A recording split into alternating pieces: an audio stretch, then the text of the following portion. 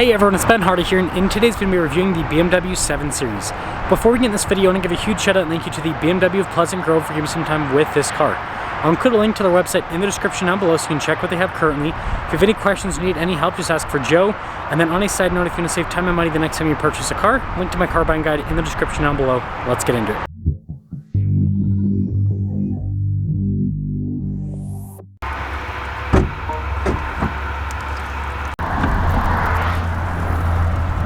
Under the hood, we have a twin-turbo 4.4-liter V8 that goes through an 8-speed automatic transmission. Fuel economy is 18 around town, and then 25 on the highway, with power outputs being 536 horsepower and then 553 pound-feet of torque. Now, before we move forward with this review, I do want to mention, if you want to see more videos just like this, then I recommend you subscribe because I post content every single day. Starting with the hood, you can see very boxy with the design. I mean, you've got those lines that just go straight towards the windshield. And then we have a split light design here with the headlights just like on the X7. Big BMW logo. I mean, this is pretty large in size. The grille's all blacked out, which creates some contrast. And putting it all together, it's definitely in your face with the kind of squared off boxy look. Now around the side here, our turning wheel setup is two 55-40-21 in the front and then two 85-35-21 in the rear. You can see with the wheels, you've got the silver mixed with the gray, and the wheels actually mostly closed off. It's a very interesting design. And then stuff like the mirror caps body painted, and then you've got the recessed door handles, which is very interesting. And then taking a few steps back, here's your full side profile, and I've said this in the past and I'll say it again, the back end is like normal BMW styling. This is more like Rolls-Royce with the look. It's very interesting. Now taking a look at the key fob, we have our remote start function, our lock function, unlock, we have the opening for the trunk as well, and yeah, just BMW's newer fob. And then taking a look at the cargo space, you can see it's got little pillows there in the back. That's cool. But yeah, it's very spacious. Again, this is a 7 Series, so competes with like the S-Class, for example. When you're all done, just press this, and that will lower the trunk back down. Very futuristic looking taillight design. And then you can see the rest of the badging with the spoiler there as well. And then the exhaust tip covers, again, very interesting looking. So putting it all together, let me know what you guys think about the looks here with the 760i. Now popping inside, really nice trim here at the top and down below. I mean, like the whole door panel's covered. You can see this is the door popper. Got the little screen here on the side to control stuff like the climate, your seats, and all of that. Definitely a fancy feature. You can see for the sunshade right there as well. And then here are the seats, again perforated all down the center portion.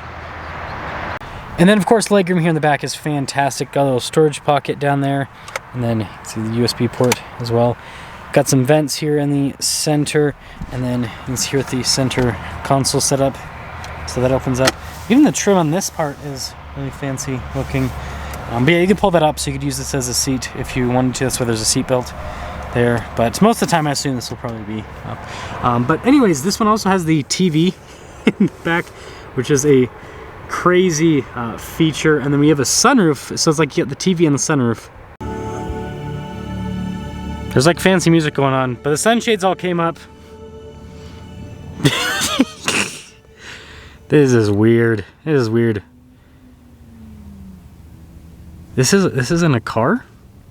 I don't know why I'm showing this on YouTube. This seems kind of like slow for the channel, I suppose.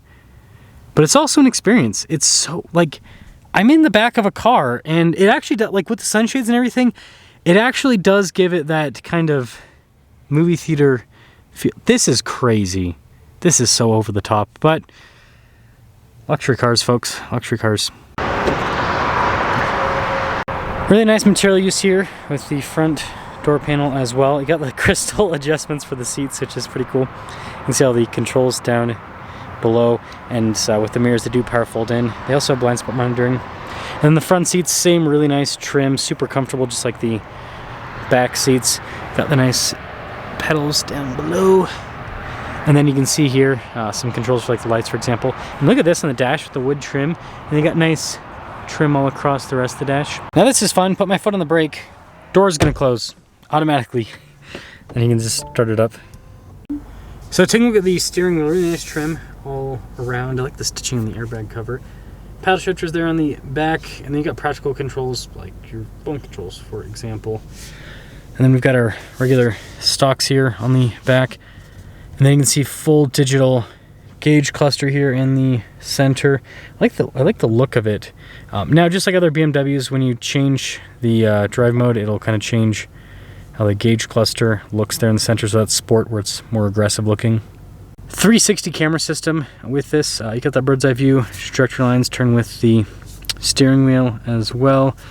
And then as for the rest of the infotainment system, response time with the screens, solid. I mean, it's easy to use, and then this is like the tab to go through all the little features here. And so, yeah, I would say that pretty self-explanatory and pretty user-friendly. I like having those little sliders there for the vents to open or close them. And again, you got more of that wood trim across dash and then the nice trim up top. See, wireless phone charging pad, some cup holders here. And we have some physical controls, so like this is for the infotainment system, for example. See, like the drive mode select, you can raise the car if you need to get a little bit more clearance. Crystal shifter there as well. And this is cool, the center console. Good storage there with USBs. Nice trim on the top, like how it crisscrosses as well. And there's more like wood trim and soft touch here on the side as well. And then I almost forgot, this is the car with the interesting opening for the glove box, where it's a little button there. But yeah, pretty normal glove box. And then again, we've got a panoramic center up top, and then really nice head. It's like thick. It's got some, yeah, that's interesting. But yeah, premium headliner. You can kind of see there on the pillar a little bit better. So here's our window sticker for this. You can see the base MSRP, and then after all options on this particular one, $149,075. And well, let's sum things up.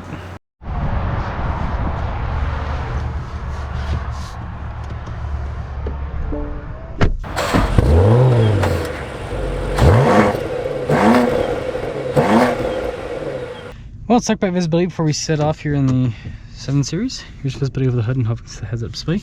Both mirrors to a blind spot monitoring. Check out the rest of the rear. It's actually pretty solid with the visibility.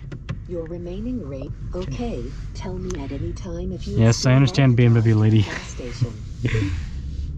But I'm actually driving this back to back with the M8 competition. Two completely different cars, similar price point. Similar price point. This is like full on luxury, whereas with the M8, that's like a Grand Tour. So I called that kind of like a luxury supercar in a way, whereas this is just luxury, right? It competes with an S-Class. That's what this is going against. But even though this, you know, quote unquote competes with an S-Class, it still has some solid power. It's got some solid power. Now, the thing's cool about the new 7 Series is it has tons of different modes. And I mean, theater mode's obviously cool, but relax driving in a pleasant experience. So it changes a lot of things. So like it just turned on the massage seat, it put up the sunshades, and you can see this, the roof. I don't know if you can see, but the roof is closed, the sunroof.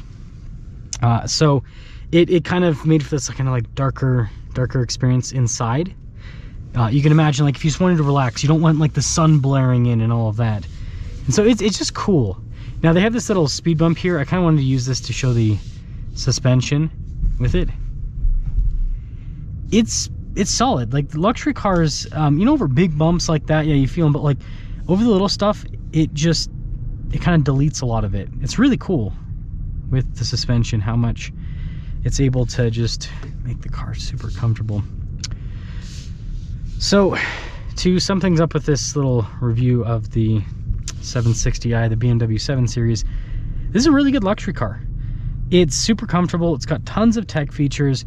And my thoughts on this kind of segment right now is, you know, S-Class, obviously, that's the mainstay in the segment. That's, you know, when people think of full-size luxury, they think S-Class.